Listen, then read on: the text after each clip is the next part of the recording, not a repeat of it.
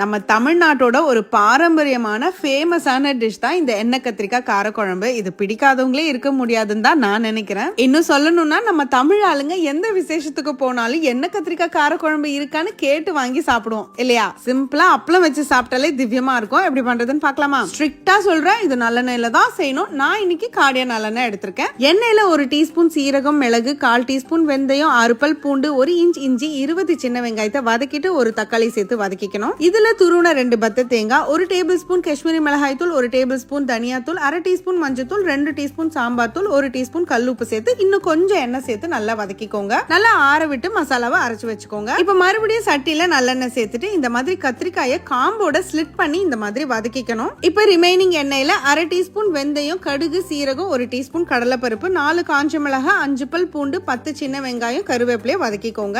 நல்லா வதங்கினதும் அரைச்சு வச்சிருக்க பேஸ்ட் உள்ள சேர்த்துக்கணும். கூடவே ஒரு லெமன் சைஸ் புளியும் 1/2 கப் தண்ணியில நான் கரைச்சு வச்சிருந்தேன். அதையும் உள்ள சேர்த்துட்டு உப்பு செக் பண்ணிட்டு மூடி போட்டு ஒரு 5 நிமிஷம் கொதிக்க விடணும். ஓபன் பண்ணி நம்ம வறுத்து வச்சிருக்க கத்திரிக்காயை சேர்த்துட்டு சிம்ல ஒரு 6ல இருந்து 7 நிமிஷம் அப்படியே விடுங்க. ஃபைனலி பச்சையா நல்லெண்ணெய் அப்படியே உள்ள ஒரு 2 டீஸ்பூன் சேர்த்துட்டு தூளா கட் பண்ண கொத்தமல்லி சேர்த்துட்டு இறக்கிடுங்க.